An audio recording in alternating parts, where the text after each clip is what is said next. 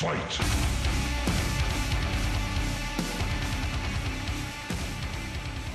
Welcome to another edition of the Instant Wrestling Report. Alongside my partners Quad, Robert, and Ryan, I'm your host J-Man.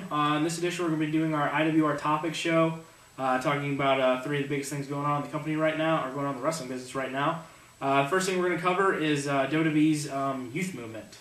The youth movement kind of started off with Nexus in 2010. You get Wade Barrett, the first leader of Nexus, and now he's leader of Core. You got Heath Slater.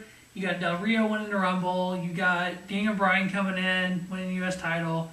They're trying to get these new faces and back, in FCW, they got a couple young guys. They got a guy named Seth Rollins, which some of you know is Tyler Black. They got Alan Watson, I think his name is, Austin Creed. He's in a couple different names already. Consequences Creed from TNA. Consequences Creed from TNA. Mason Ryan, who's been in Punk's corners. There's a lot of youth out there they're trying just to build on.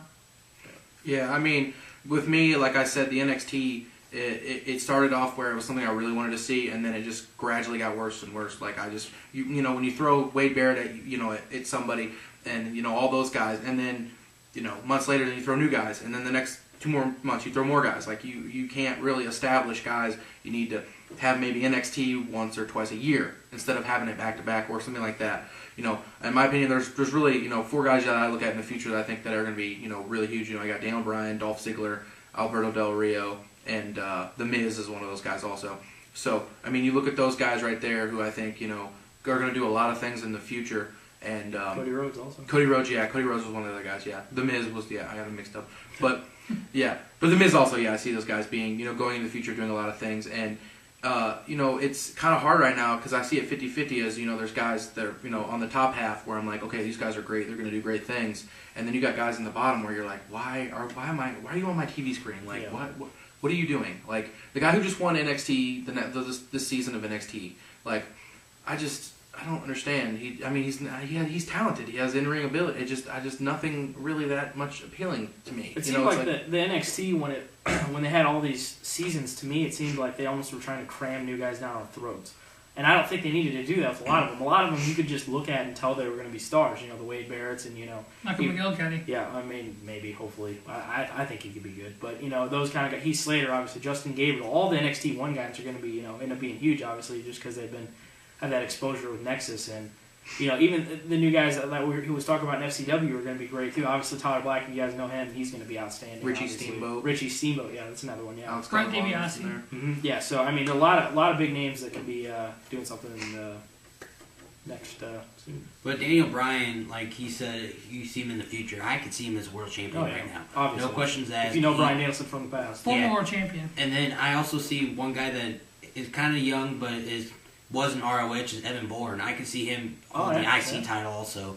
If WWE ever brought the X Division champion, I could see him doing that. I just want to see the youth movement be used correctly. I really think with all the talent they have right now, with all the young and shorter smaller guys, they really need to revamp that cruiserweight division. Cruiserweight, yeah.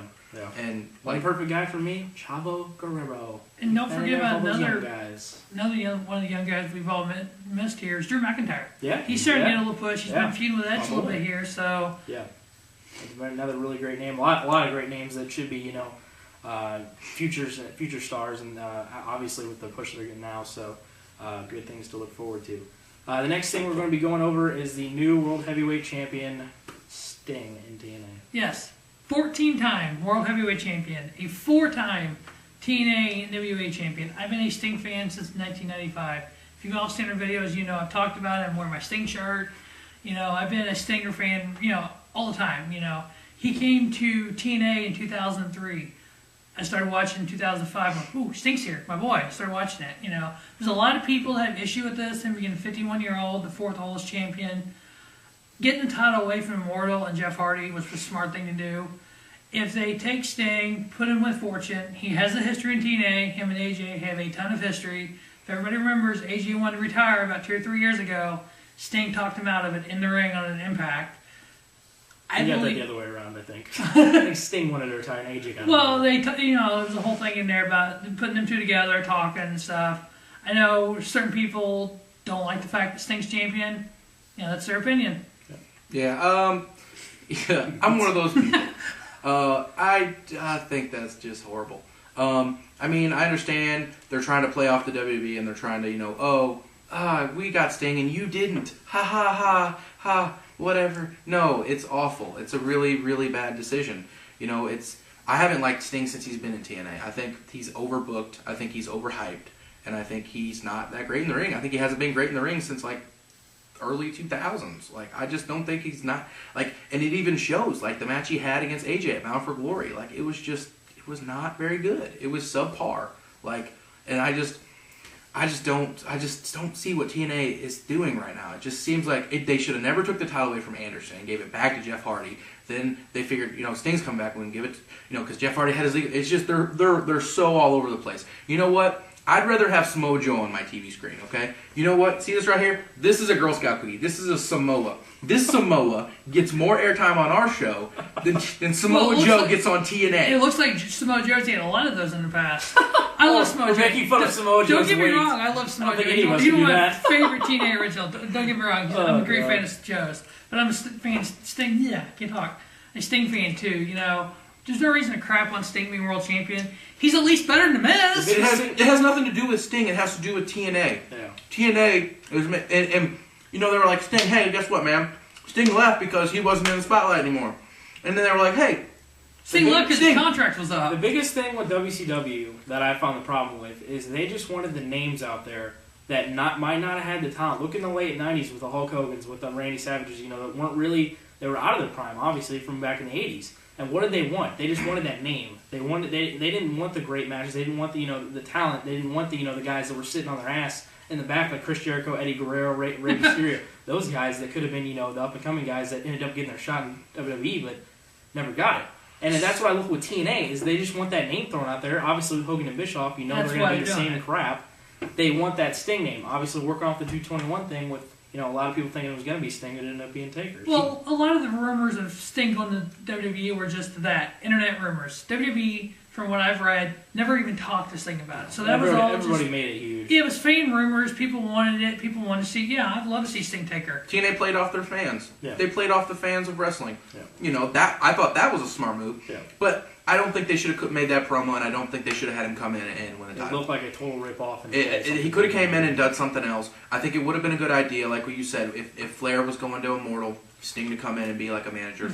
Yeah. I think that would be interesting. I think that would be cool. But not as your heavyweight champion. No.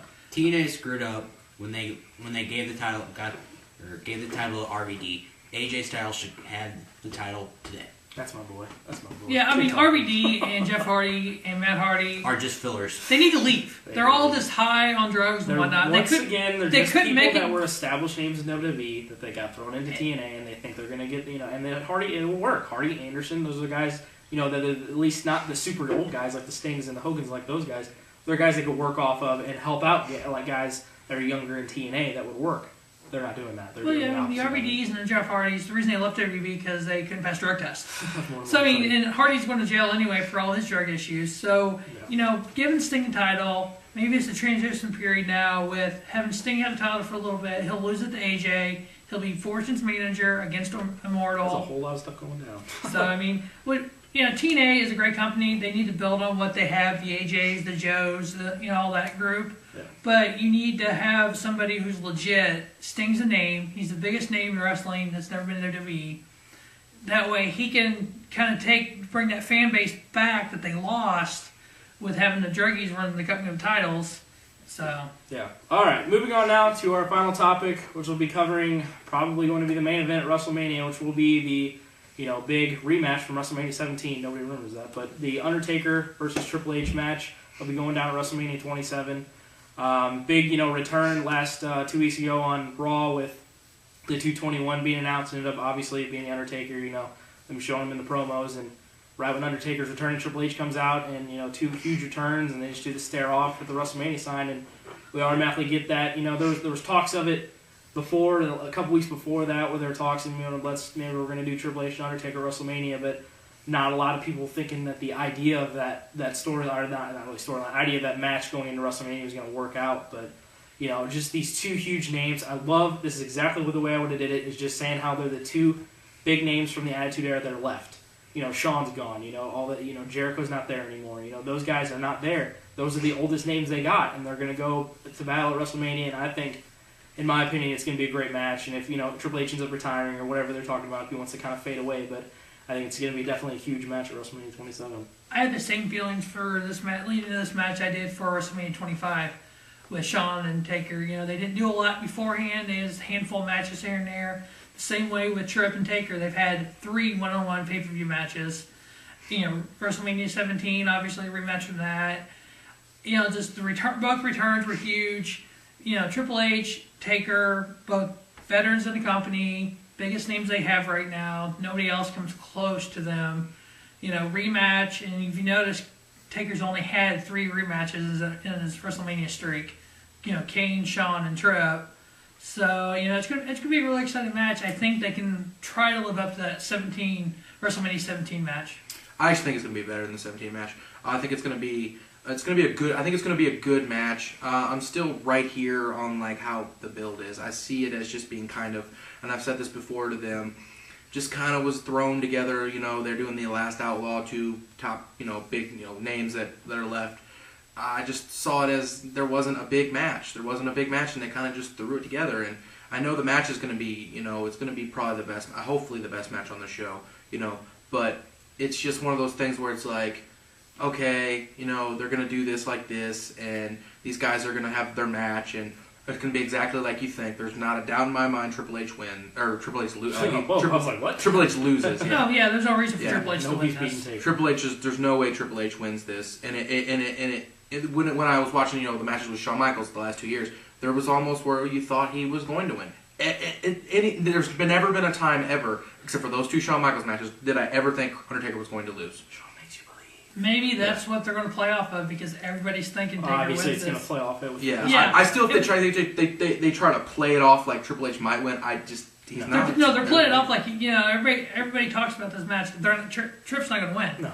Maybe somehow Tripp pulls it out. I mean, there's no reason for it in wrestling. For the history. Triple H is done. He's done. His career as a wrestler is done. I think he's going. He wants to work the backstage. He wants to work the storylines. What bigger way to walk away from WWE? Yeah.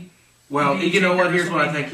If Triple H wins, Triple H wins this match at WrestleMania, he has stroke in this company, and he got it just because of that. There's no way Undertaker guarantee Undertaker in the last 5 years, Undertaker will literally not put anybody over. Like, he will not let anybody beat him. So that's the way I see that. I don't think it's a matter of that. I think it's just the streak has made something out of it to where it's not about, if you get in the ring with the Undertaker at WrestleMania, you're automatically getting boosted up. I understand the last 5 years has been really with established names like an Edge or like a Triple H this year or Shawn Michaels the last 2 years or something like that. But I think when you're in there with the Undertaker WrestleMania, it's just the lore of it and everything about it is just going to be huge, and it should be a great match. It's going to be a slobber knocker. Oh God, quad original there for you. But also off that, I'm just glad to see two of them back. Yeah, that is true. All right, that'll wrap up our Topix show. For my partners, Quad, Robert, and Ryan, I'm your host, J-Man. Thank you for watching another edition of the Instant Wrestling Report, your source for fresh wrestling news, information, opinions, and stories.